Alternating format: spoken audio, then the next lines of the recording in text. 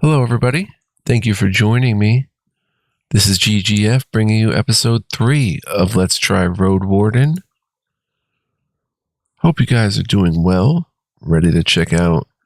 It's turning out to be quite the fascinating little gem. Really well written, well put together. To walk into the fogs, to die mysteriously. You get little cool quotes like that at the beginning of each game. Alright, so we checked out the character sheet last episode, amongst other things.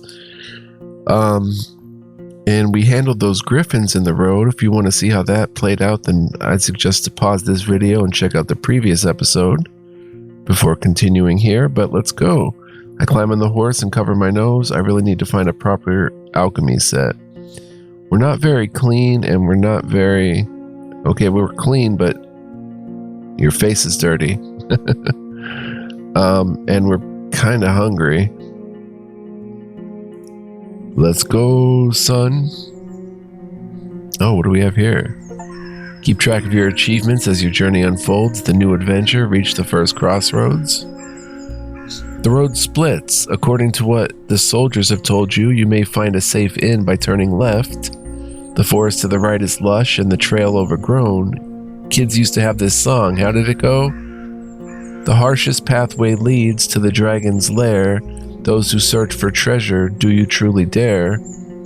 The signpost in front of you doesn't make your situation much clearer. It was put here by someone who can't write for folks who can't read. Covered in old red paint, it points east. Blood there, as people say. Danger to be found. There's not a soul to ask for guidance. Oh, achievements are up here. My name is Elzarian. I used to be a scholar. No? Seek shelter. I look at my horse. What's its name? Oh. Sodal? How about...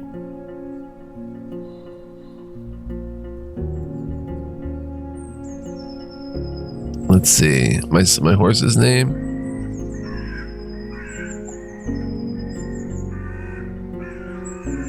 How about Cerebel? Cerebel? Cerebel is peaceful as you stroke its mane. Maybe it can't help you choose a path, but you've spent many years together. Happy to go on, it takes a couple of steps forward. You spot a few berry shrubs and wild cabbages, but they still need at least 2 weeks to gain maturity. Time to make a turn. Okay, we hit travel. We can wait 14 hours before dusk.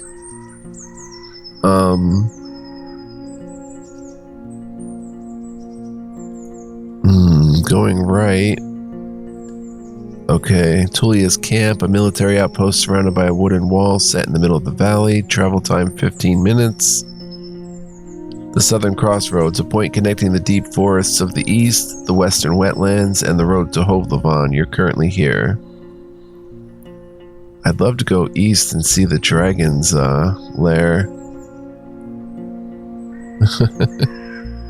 It's probably a death sentence, but...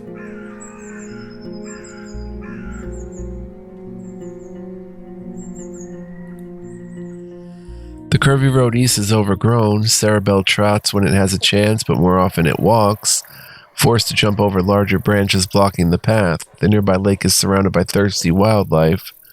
I observe the dark forest, ready to react if something jumps at me.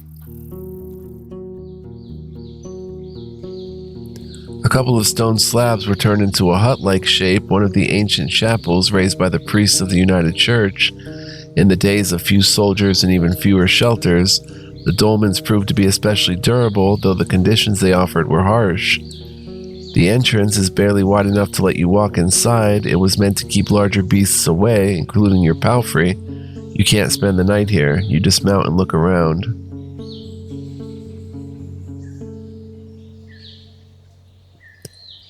I approach the hourglass carved into stone.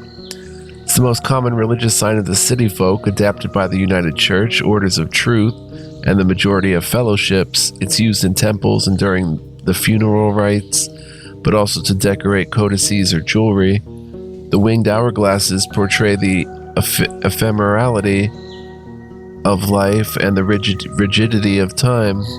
When possible, they're made of steel, signifying the strength of humankind's determination and innovation.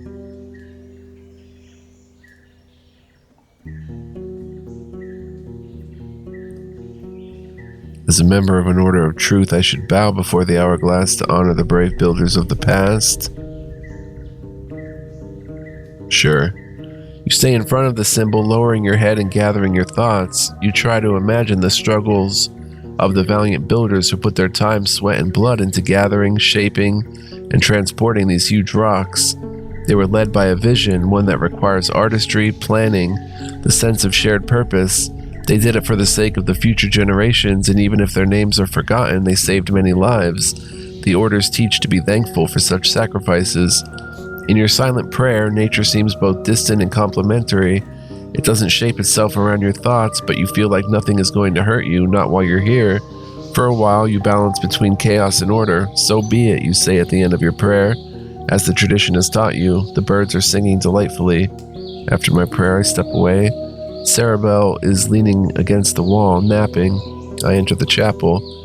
The beams of light get through the gaps between the rocks, but you can hardly see anything. A torch would fill the place with smoke, but a candle will suffice. You wonder how many travelers have sat on the cold rock, observing the entrance and fighting with their heavy eyelids. We have a couple tallow candles. Let's light one up. You unpack the tinderbox from your saddles, then place the flint and the linen char cloth on the narrow slab sticking out to the right of the entrance. Decades ago, before the southern invasion, people used fire strikers made of thick steel, but all you have left is a cube-like piece of harsh pyrite. It's not the best, but enough to make a couple of sparks. Sadly, the weak light is hardly enough to let you examine the chamber. The candlelight may be weak, but I'm patient. I look for clues carefully. It's a random event. You touch your surroundings, bringing the candle closer whenever something catches your attention. Even though a part of the ground is covered with a single massive slab, there are sections free of any flooring. You see soil, small rocks, sand. In one spot you find the remains of charred wood. Also, you notice sticky soot on the walls. Parts of it cover black marks and pictures, possibly letters. I look around. Use your keyboard to name the objects you're interested in. What are you looking for or paying attention to? Example, door. I don't know. Soot? You notice sticky soot on the walls. Oh, letters. Let's look at the letters. A large part of the wall is covered with engravings. It's difficult to figure out what they are meant to portray, but one picture is obvious to you, a long arrow pointing down. Parts of the writing as well as the nearby wall is covered with soot. See our knowledge. I understand what's written here. The images and letters are a combination of two separate texts. The first one is written with words of a deer and belongs to an era as old as the dolmen itself. It's almost impossible to decipher it, but you can make sense of it by connecting some words and the general structure. It was a prayer or a spell asking for a safe road. The other messages are maybe a couple years old. While they use the same alphabet, they tried to express the modern city tongue. It's a list of wares, sometimes portrayed by images and their value in dragon bones. Some of the pictures are used as obscene insults. You see, for example, the head of a griffin or a sketch of a wolf. Someone was not happy with the prices they saw. One passage is especially interesting. Trapdoor payment. Trapdoor payment. You either don't find it or I can't understand you. Maybe just trapdoor. You make a couple of small holes in various spots, but the most interesting area turns out to be hidden beneath the remains of an old campfire. You move all the ash and pieces of wood until you find a well-preserved plank. You dig around, finding a solid trapdoor locked with a steel padlock. I break the trapdoor with my axe. Oh, it's cool, it opened up. You take your axe, but realize that the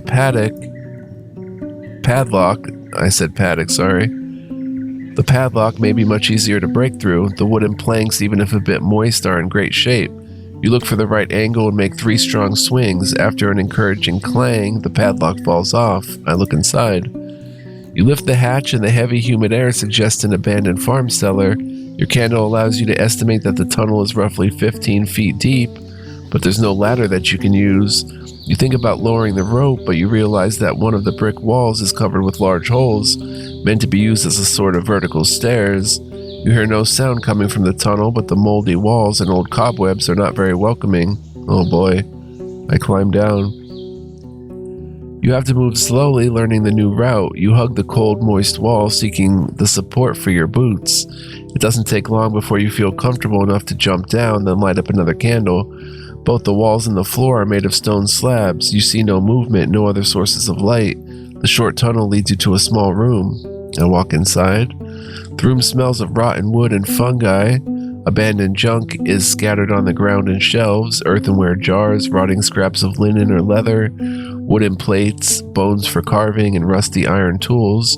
While these odds and ends may be years or decades old, the basement could be just as ancient as the main floor of the chapel.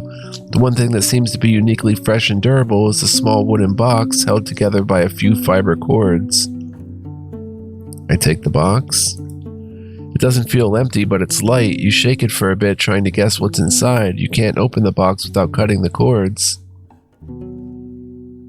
I cut the cords with my knife and open the box.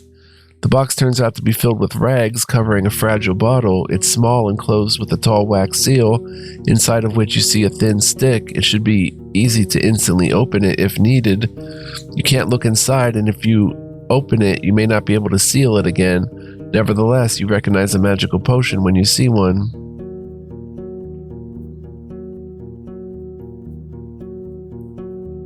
Oh, there's no way to identify it.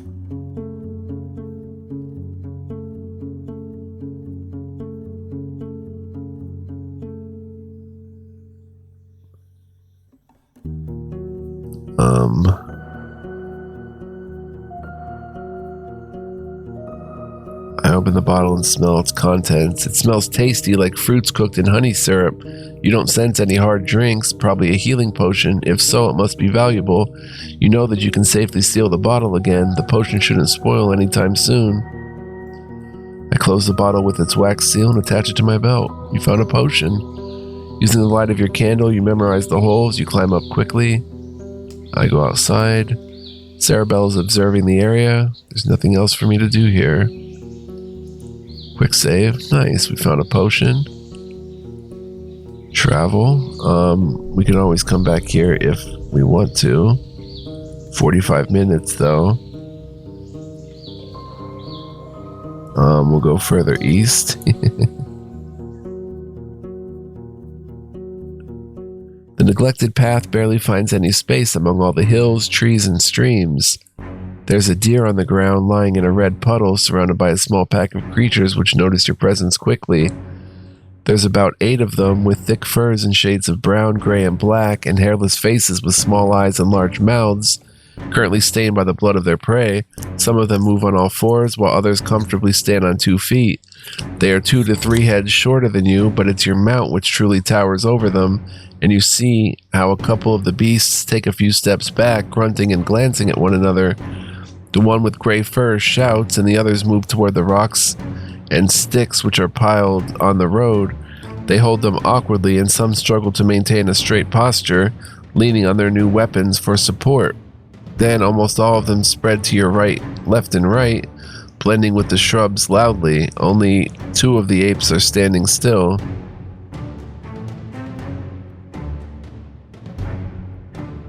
I grab my axe and hold the reins tightly.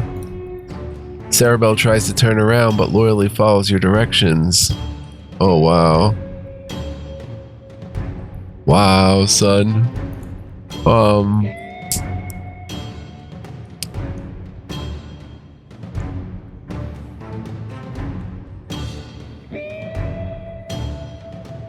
Oh, boy.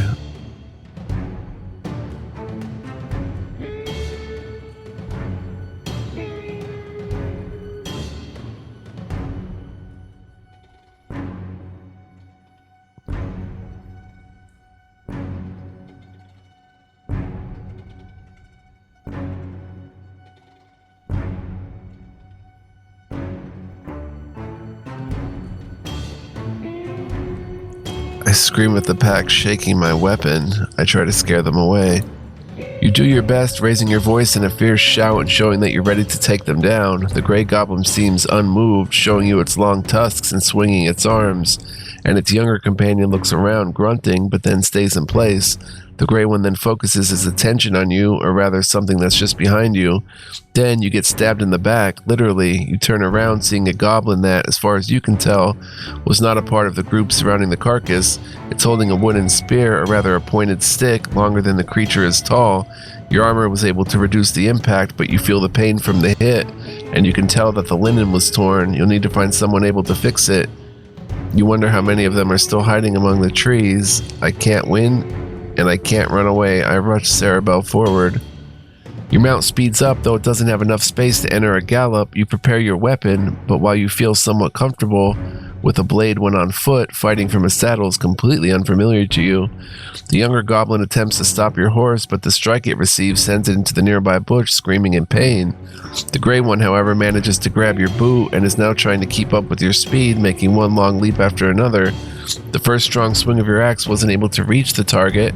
A spear would do better in this scenario. Oh boy.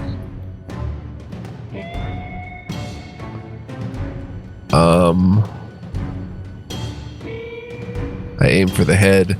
A lucky swing of your axe hits its skull, not only crushing the bone, but also pushing it out of your way. It rolls over the road and your mount runs faster. Still riding, you shake the blood off your blade. Your leg is free, the road is clear. We ride as fast as we can. For a few more moments, you hear the angry shouts and screeches, but soon after that, it's again only you and your mount. Time to see what we're going to find down the road. This is crazy, son. Oh my gosh. New entry, fallen tree. And we're headed to a dragon's lair yet. Why am I going this way? I don't know, but a round pine tree blocks the road. Now, here's the thing. Do I save? Quick save? Or do I make a hard save? I don't want to save over this one because we might have to return there. A round pine tree blocks the road. For a wayfarer, walking over the thin branches at the top is not much of an issue. Even Cerebel, led on a rope, could walk around the stump, but a large wagon couldn't move onward in one piece, at least not without detaching the mules, unpacking all the wares and moving everything by hand.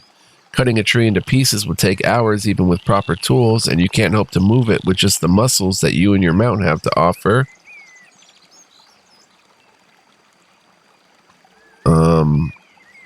I consider washing myself in the river. The river is full of life, not only a bit brown and greenish, but also smelling of algae. It won't help you much. I won't get any cleaner. I step away. You need at least one piece of bathing equipment to get more out of this place. Go back to Cerebel. I want to look around. What do you investigate?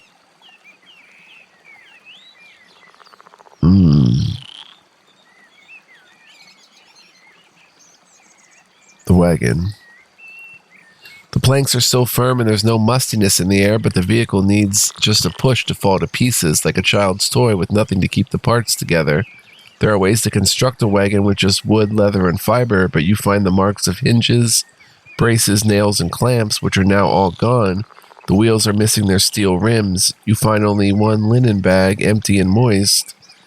You can't estimate how deep the tracks are. The ground was hard, so the cart's weight wasn't a significant factor.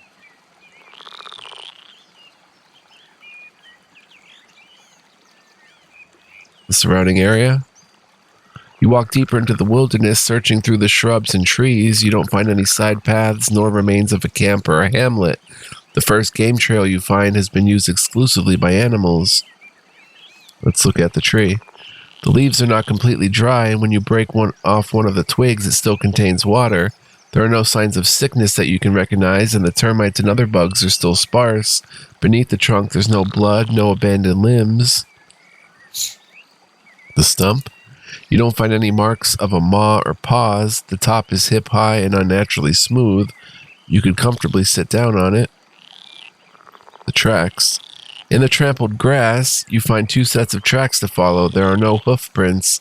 The first set is near the destroyed wagon. The wayfarers suddenly stopped, and you can see where they made a sharp turn. The second trail is close to the tree stump. Most of the marks were left by flat, cheap boots, not suitable for long walks, but someone was wearing hard, wide heels, distorting the ground. Both trails avoid the eastern wilderness. They stick to the main road and lead you north. They could have belonged to 24 people, maybe more. You follow them for a bit, but lose them once there's no more mud and tree needles to find. The river? It would only take 2 steps to disappear in the deep water. The rocky banks smell fresh and is filled with the sounds of frogs, insects, and birds. It's not a good spot to quench your thirst. The beds of long kelp pulled by the flow of the river are crowded with fish and 4-legged creatures that you don't even recognize. You keep an eye on the land. There's no carcass in sight and no signs of shells that would be left nearby. The bushes. You found an arrow. There are no berries left, only broken twigs, fallen leaves, and trampled grass. You notice a pointy arrow made by a human hand with a head made of horn and black-orange fletching.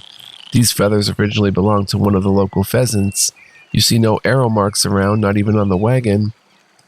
The western hill. The rocky wall isn't much of a challenge. That'd be this wall right here.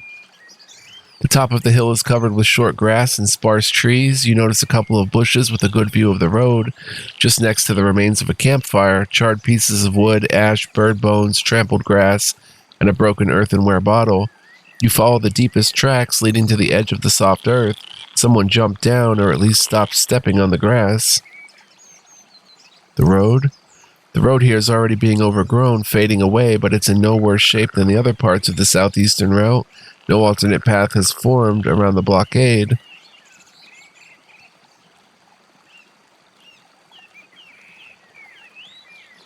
So the group at the campfire felled the tree at the camp. It was like a group of bandits. They felled the tree when the wagon was coming through. They made a sharp turn, but then they jumped down and were ambushed. And the arrow was an arrow coming from the wagon trying to attack one of them, but it was too late. They rushed them and then took all the valuables on the cart and everything. I think I know what happened here. What do you think has happened to the tree?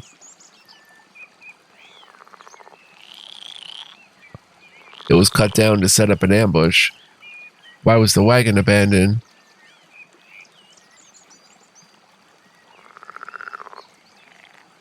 It was attacked by highwaymen. What was originally transported on the wagon? That's what I'm not sure of. Actually, I have second thoughts. I return to the wagon.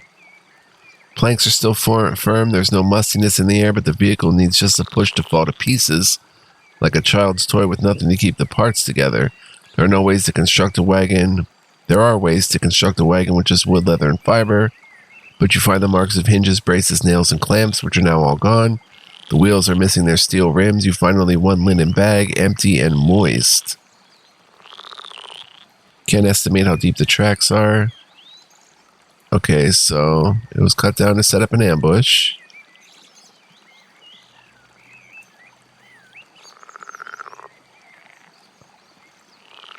It was attacked by highwaymen. I would say food supplies. The bag was empty and moist. There was some kind of food inside. What happened to the owners of the wagon? They were taken north because the tracks headed north. You think the tree was cut down to set up an ambush. The cart, which transported food supplies, was attacked by highwaymen. Its owners were taken north. Are you sure this is most likely what happened? I'm sure. Well, you can't be sure of what really happened here. You don't think there's much left for you to find. Let's hope you haven't missed anything. So my investigation was actually wrong, it looks like. Let's check out the quests. The fallen tree. The road in the east is blocked by a fallen tree. Clearing this path would support future trade routes. I think the tree was cut down to set up an ambush. Okay. We just travel. Second thoughts about the investigation. So we won't be sure.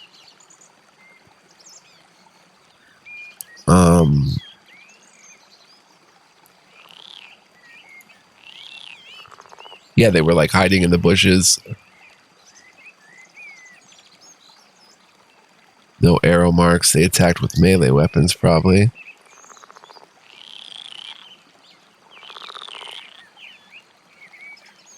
Unnaturally smooth.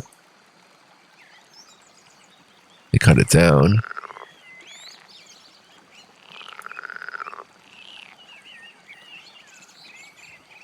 Bushes with good view of the road next to the remains of a campfire. And the tracks one more time. 2 sets of tracks to follow, no hoof prints. They made a sharp turn.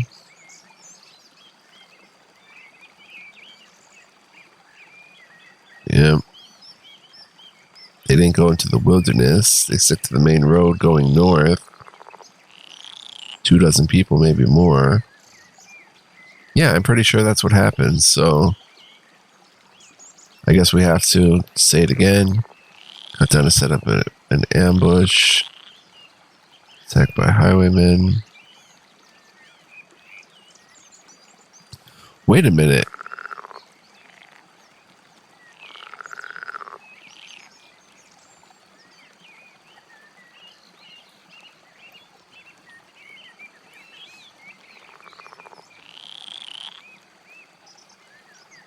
Huh. Could they have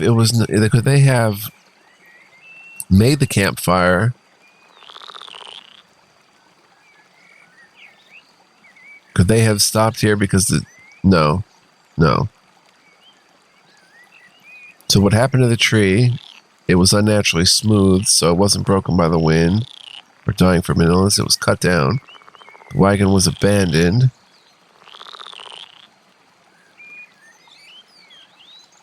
I'm pretty sure it was attacked by highwaymen. Originally transported.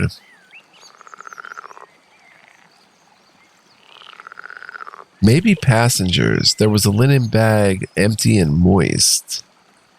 Moist would tell me there's like some kind of food inside it, but you transport moist food in a bag? Valuable merchandise. Oh, wait a minute. What was... Something was strewn in the campfire. Charred pieces of wood, ash, bird bones, trampled grass, and a broken earthenware bottle.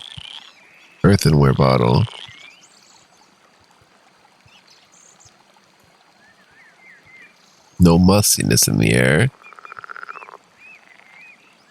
One linen bag, empty and moist.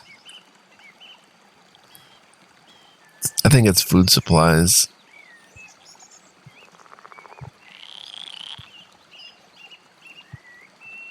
What happened to the owners? They were taken north. Okay, so the journal updated. Alright, so now we just have to travel. Oh, we can travel north? Really? Or an hour 15 to go back.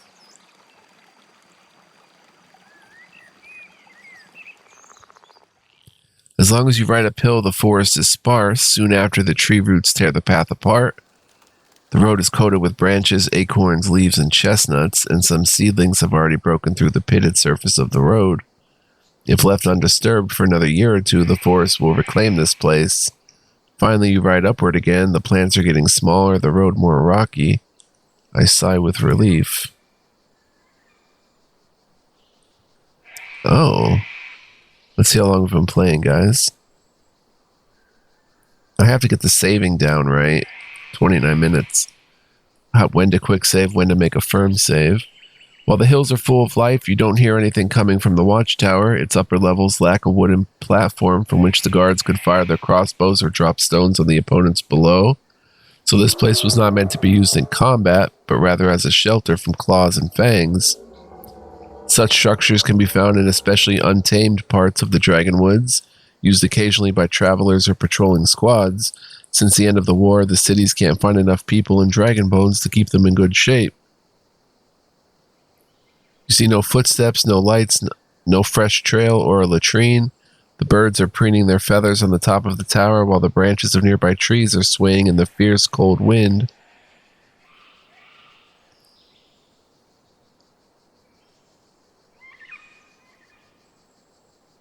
I take a look at the signpost. The wooden letters are damaged by decades of rains, frosts, borers, claws, and mosses. You scratch off some of the moss. The plank on the top points both toward the watchtower, where the letters spell south, and away from it, with the additionally carved north. The one beneath it points east, and this time you see a tidily written word painted on the wood in blue, enchanting. In Hovlavan, enchanters are artisans specializing in filling ordinary items with magical pneuma, and sure enough, the arrow here looks more like a magic wand. The bottom plank, pointing west, has a picture of a tall tower on it, surrounded by little houses. The carving spells monastery, but the wood is covered in red paint, suggesting danger.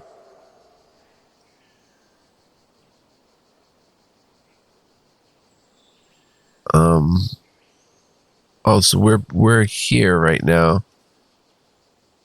I look for the tracks I saw near the fallen tree. Updated, the tracks lead here through the narrow gate, then west. The hard heels are especially noticeable. Maybe there's something interesting among the spruce trees. It must be a human-made copse. Only the smallest of the spruces are out of order, born of wild seeds. The largest trees are as tall as the tower itself, which surely doesn't help those who were meant to observe their surroundings. There are also some stumps, most of which used to belong to young saplings. These trees were likely meant to be sold to carpenters and coopers, but they were left alone many years ago. In the copse, you find wild fennel and lettuce thriving in shadows, and there are pears and berries growing among nearby trees and shrubs. They need more than 1 week before they ripe.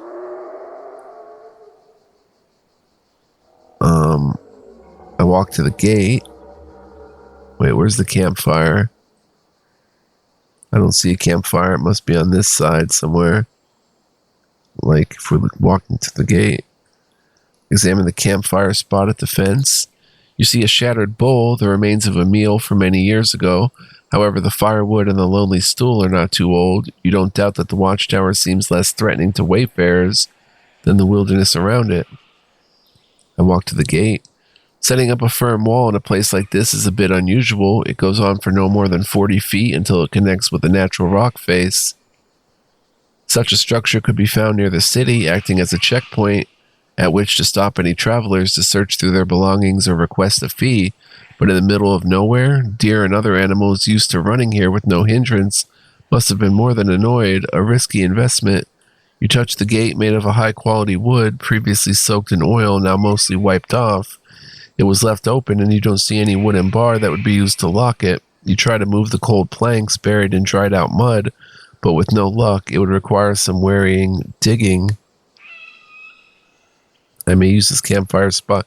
Oh, I should be making notes, guys. I should be making notes. But well...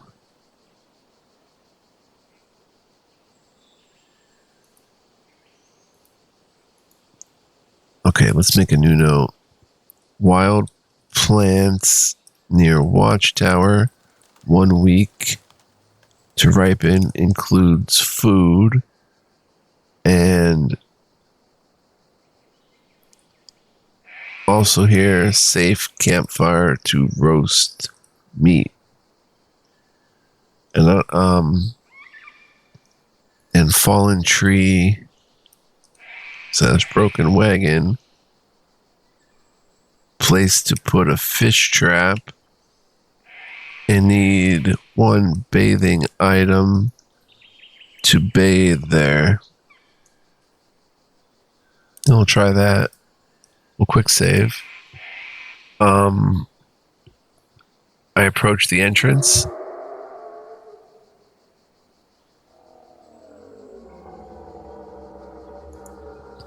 You take a look at Cerebel. If necessary, it could bow its head and walk inside. This place should be a decent shelter for both of you. The planks are strong, heavy, well protected from rain and wind, and when you knock, they seem to be thick. While the door shakes at your push, it won't open. Defensive structures usually have a locking bar on the inner side, but you also see a large keyhole. You walk around the tower, making sure there are no open windows or other entrances. It doesn't look like you can get in without destroying the door, and doing so is going to make a potential entryway for wild creatures. I look through the keyhole. You kneel down and take a peek. There's nothing in the hole, but the room is dark, with tiny bits of light passing through the crevices of the windows. You see the shapes of wooden furniture, like tables, casks, and a ladder, but the only movement you notice belongs to the dust dancing in sunbeams. Take my axe and break through. New shelter unlocked. You start chopping the door in a spot where two planks are connected to one another. It takes a bit of time and some precision, especially since you struggle to find the right angle to take a swing. Finally, the wood cracks. When you push it, it lets out the dizzy creaking of rusty hinges. An empty table stands in the middle of a large round room filled with dusty furniture. Without the open door, you'd struggle to see anything. You wait to be sure that nothing tries to jump on you and finally hide your weapon. I need to remember to sharpen it later on. The first thing you notice is that the room isn't high, and just like the window suggested, there's the second floor above it. The scent sparks an image of a cellar, humid but without much mustiness. Tree stumps, used as stools, surround a round table in the center, now covered in dust. The shelves are empty with no tools left behind, and you see a couple of dishes laying in various spots, empty, sticky. The bugs are crawling both on the furniture and near the walls, spiders, roaches, worms. You think about taking a look into one of the casks, but the smell coming from it makes you change your plans. Instead, you climb up the ladder. The view there isn't much different. The floor is covered with pieces of trash, dirty furniture, and sleeping pallets, which are moist, smelly, and full of wriggling and chirping creatures.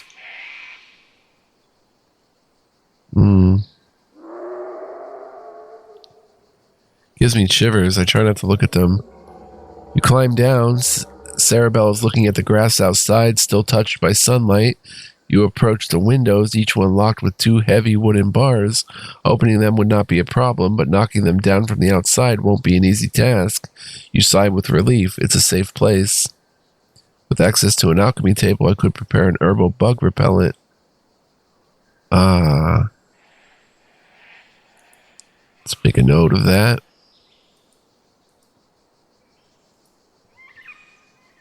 Safe shelter, but with alchemy table can create a bug repellent as the place is filled with bugs.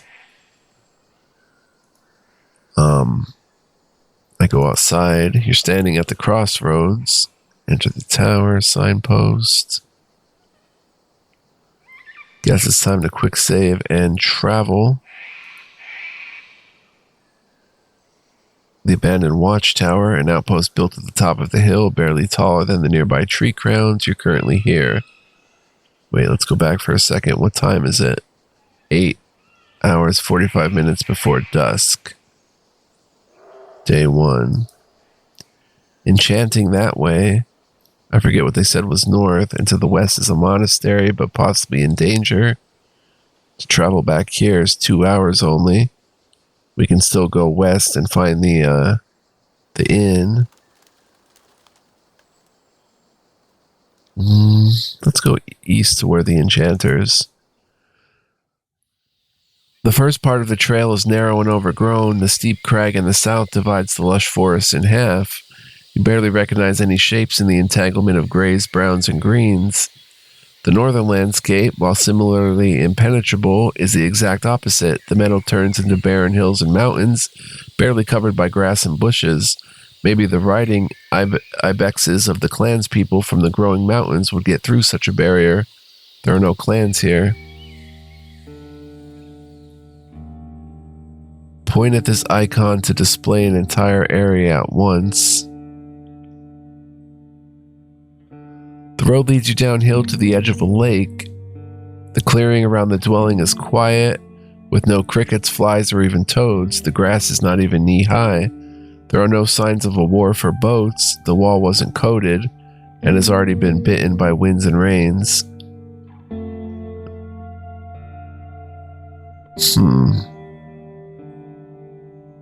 I look for an entrance. Right next to a gate, a gargoyle or a stone look-alike kneels on a slab. It's dark purple, almost black, with yellow pointy teeth. Though its half-open mouth has no tongue and the creature doesn't move even an inch, the eyes have been replaced by crystals, red like currant juice.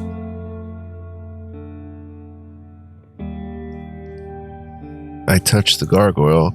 Your hand seems tiny when placed on the monster's shoulder, which is coarse and cold like a rock. You consider pushing one of the teeth, but the eyes of the gargoyle suddenly grow brighter. What do you want? I'm not expecting anyone. The words are coming from the monster's mouth, though it remains still. Stand in front of me. I want to see your mug. The drawling voice belongs to a woman, but is lined with unnatural creaking. By the way, I want to check the bestiary about goblins and gargoyles. These furry critters can move both on two legs and on all fours, and while they resemble apes, they spend most of their time on the ground, capable of hunting for their prey and seeking new temporal shelters. Many people, both in the monasteries of the Orders of Truth and at the marketplaces, argue how smart a goblin can really get. It's clear that they can fight with a pointed stick or pick up an abandoned sword, but it looks like they can't even start their own fire, nor speak. Nevertheless, some people call their lairs camps. Goblin camps. Gargoyles? While capable of flying, these large predators spend most of the time on the ground, using their dexterous paws to set up spots where they can stand still, even for days. Such camouflaged ambushes are seldom noticed by distracted, running prey. Like many other monsters, they hope to avoid combat, aiming to feast quickly, then look for a new hunting spot, ready to starve for weeks at a time. I step closer. The eyes don't rotate nor blink. Who are ya? The playful, distanced, intimidating, vulnerable.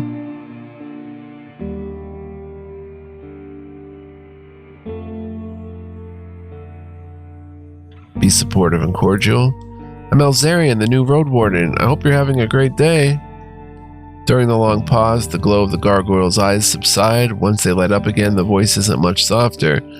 Well, good to see a new warden. You came to pick up some stuff? You're many days too early, or do you even know who I am?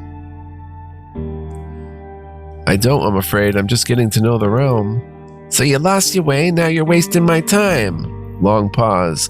I'm Eudocia, the only enchantress you'll find in this land, and you're disturbing my work. I don't see people in the middle of the day. Return in the early morning or a few hours before dusk if you have to. Best yet, don't bother me at all. The monster's eyes darken again. Your mount is ready to ride away.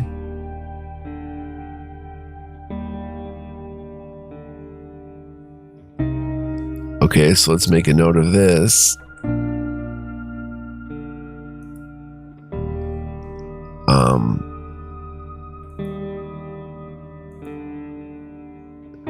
Whoever was present at the wagon was then passing by the abandoned watchtower. They've gone west, probably to the monastery, which might be taken over. Let's make a note.